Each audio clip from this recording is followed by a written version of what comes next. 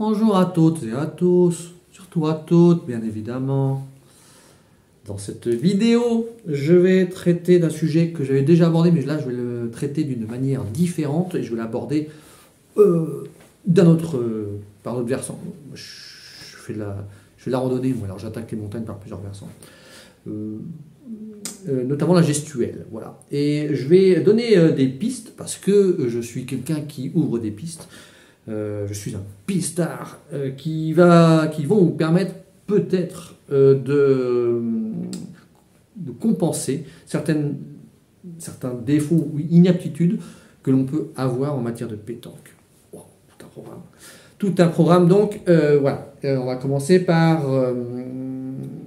parler du début du geste.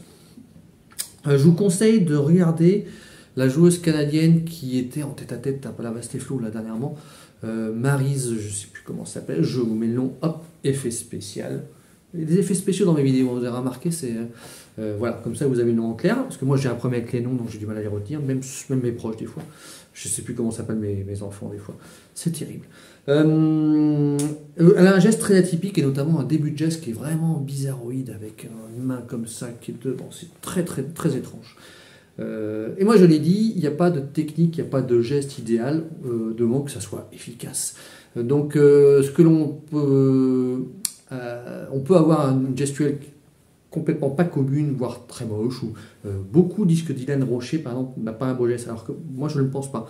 Je pense au contraire qu'il a un très beau geste. Alors par contre, il y a une fin de geste qui est un petit peu olé olé, mais son tir jusqu'au moment du lâcher est superbe de relâchement et superbe de balancier. Il a un balancier super équilibré et superbe au niveau du lâcher aussi. Bon.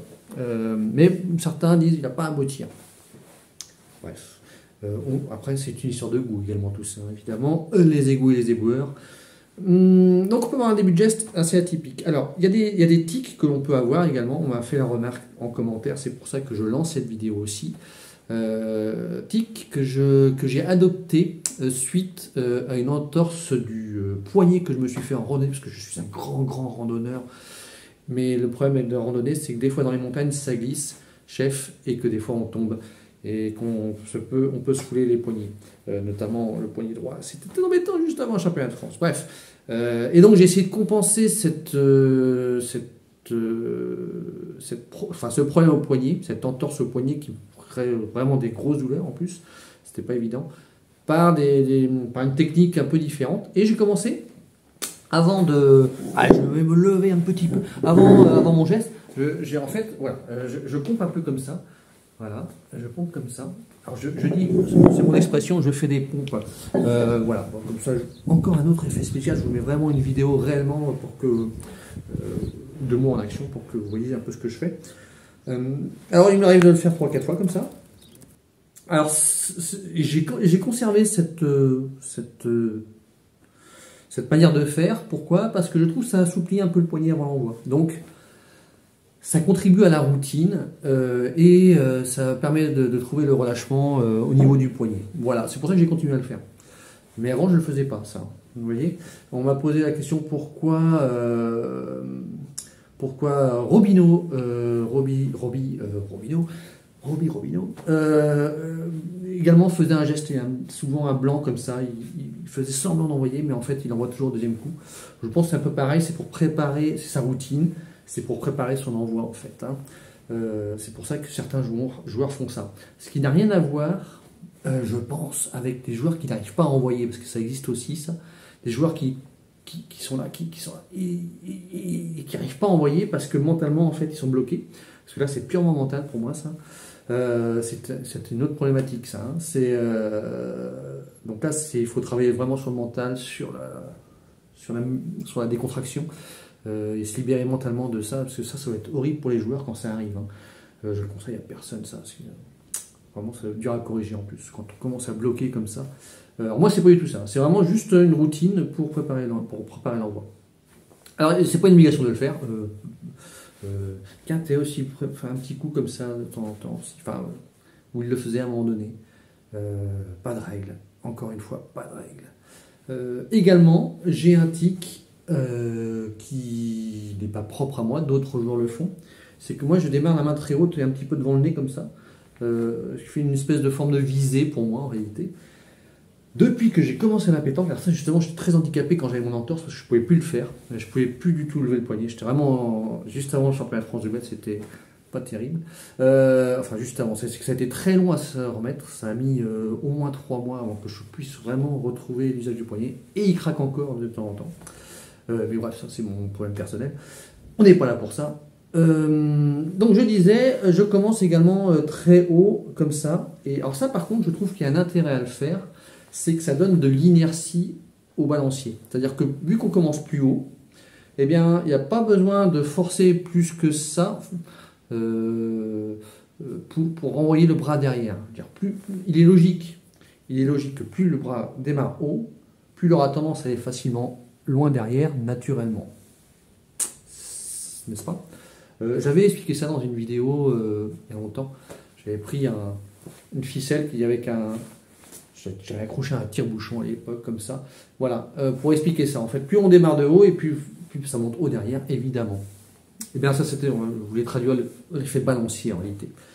Donc on peut avoir un plus ou moins grand balancier. Et quand on n'a pas de grand balancier derrière, rien n'empêche quand même de démarrer assez haut devant.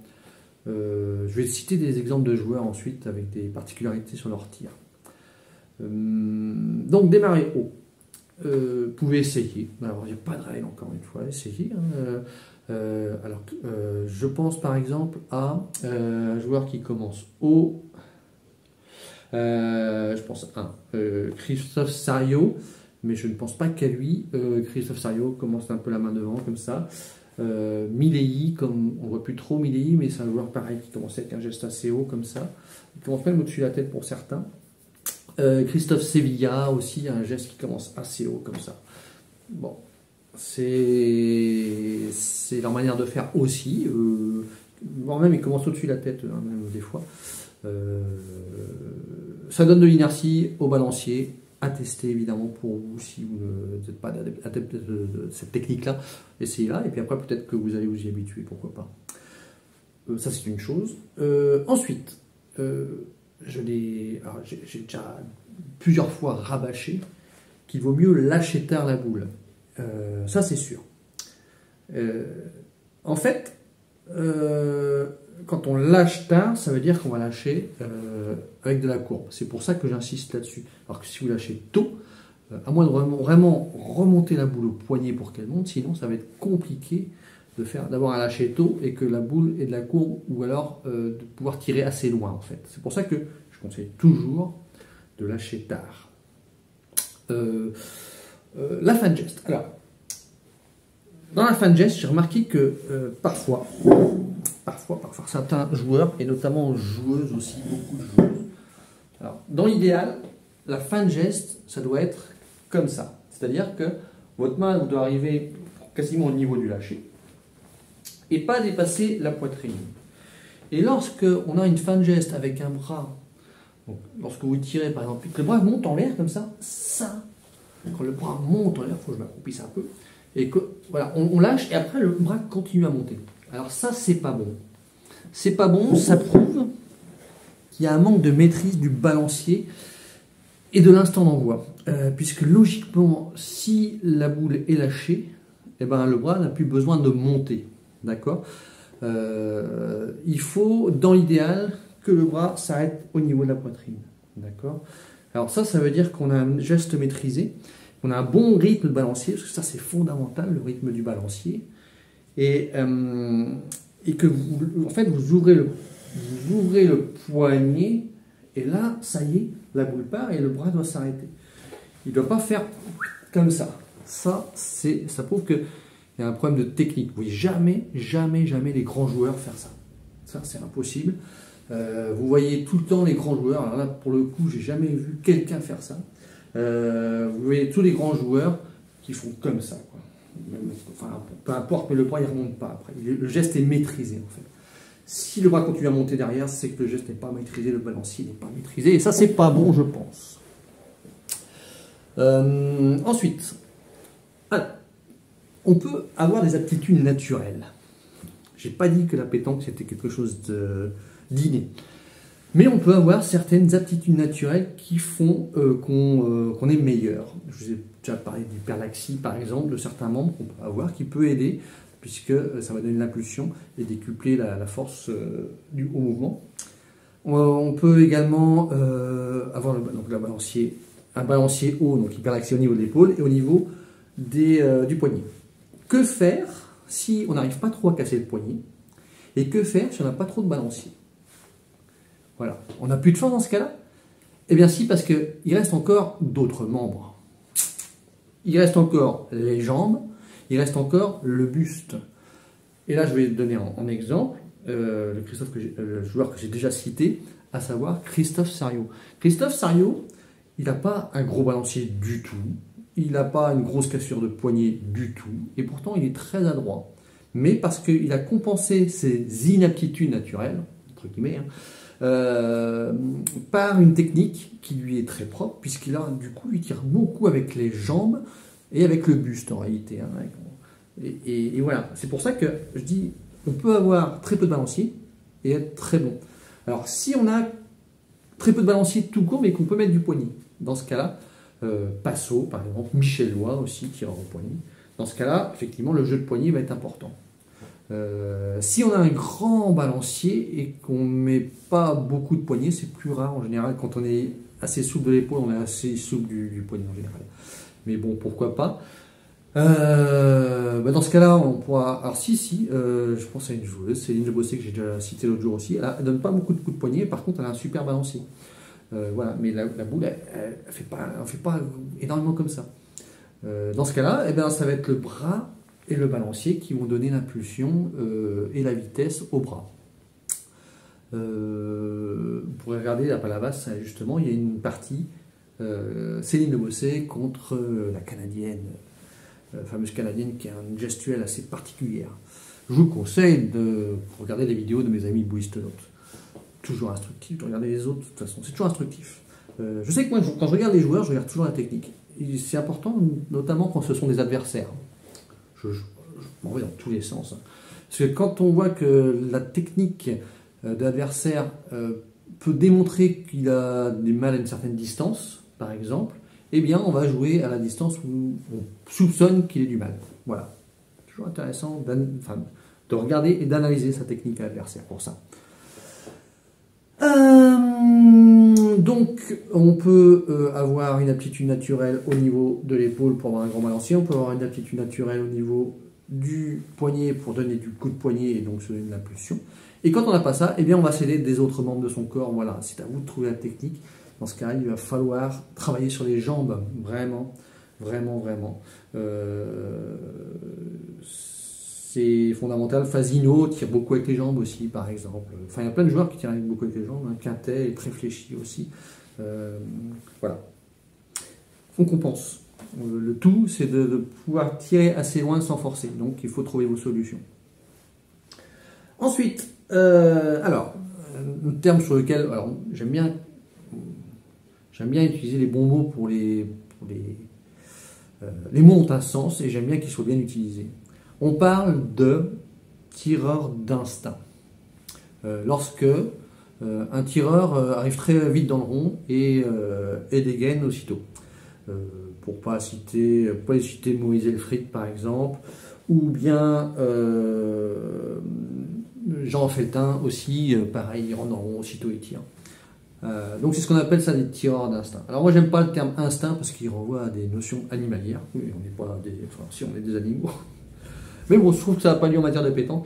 Et je préfère dire que c'est des tireurs qui tirent vite, tout simplement. Qui ont une faculté de concentration, même si le terme concentration c'est pareil, j'aime pas trop non plus. Mais qui ont une faculté en tout cas à être aptes à se mettre dans les conditions du tir très rapidement. Et ça, c'est pareil, les joueurs sont plus ou moins aptes à le faire. Il y a des tireurs qui vont dans le rond et qui peuvent tirer aussitôt. Et il y en a qui ont besoin de préparation et de routine. Moi, je fais partie de ces gens-là. J'ai besoin de beaucoup d'applications, en fait. Et je viens de poster, par exemple, 2 vidéos de tête-à-tête avec un copain de mon quartier. Là. Je joue assez vite. Mais c'est pas là du tout je suis le meilleur. Moi, il faut vraiment que je prenne mon temps. Il faut que je m'applique énormément. Voilà, c'est pour ça que je suis meilleur en concours qu'à l'entraînement, souvent. Parce qu'à l'entraînement, j'ai tendance à jouer un peu trop vite. alors que je manque d'application. C'est pas bien ça d'ailleurs, c'est très mal. Je vais me fouetter. Voilà, donc tirer vite ou pas, aucune importance. Il y a des tireurs qui tirent très vite et qui tirent très mal. Il y a des tireurs qui tirent très vite et très bien. Et inversement, il y a des tireurs qui prennent beaucoup leur temps et qui tirent très mal. Et d'autres qui prennent beaucoup leur temps et qui tirent très bien. Encore une fois, il n'y a pas de règle. Ce qui compte, c'est d'être efficace. Et justement, je vais conclure là-dessus. Il va falloir, alors on m'a demandé aussi, est-ce que je peux envoyer une vidéo pour que tu analyses mon style et tout. Non, je ne fais plus ça parce que j'ai pas le temps. Déjà, il n'y a pas que le temps où vous me voyez dans les vidéos, il y a tout le montage aussi que je passe. Et j'ai repris le travail depuis un petit moment là, donc, parce que je suis rentré de vacances, donc j'ai repris le boulot et j'ai pas beaucoup de temps, donc je fais mes vidéos le soir à la débauche. Et après je les monte et après je les envoie sur YouTube. Alors j'ai pas le temps franchement, et puis je veux plus le faire. Me demandant est-ce que je peux t'envoyer la vidéo pour t'analyser mes défauts. Je dis non et c'est même, je dirais même c'est à vous d'analyser vos propres défauts. Ça peut vous faire progresser. Je regarde comment je fais et je me dis tiens, peut-être je devrais essayer d'améliorer ça. Alors, avec tous les conseils que je peux vous donner, peut-être je devrais essayer ça ou essayer ça. Voilà, il faut donc que vous compensiez vos défauts, que vous les voyiez et après que vous les compensiez.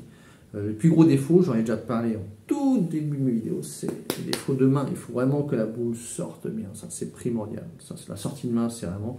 Voilà. Mais une fois que vous avez la bonne sortie de main, ensuite, c'est tout dans la gestuelle. Et là, je trouve que ça va être beaucoup plus facile à résoudre qu'un défaut de sortie de main réel.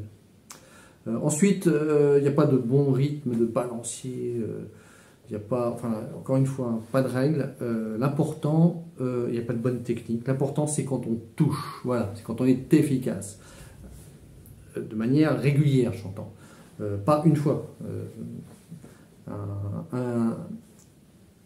Un gamin qui serait en école de pétanque, qui ferait un carreau en voyant n'importe comment, il serait content, et moi je dirais non, c'est pas comme ça qu'il faut faire. Même si le résultat était là une fois, si tu veux reproduire ton résultat, il faut que tu trouves la bonne technique pour pouvoir le faire.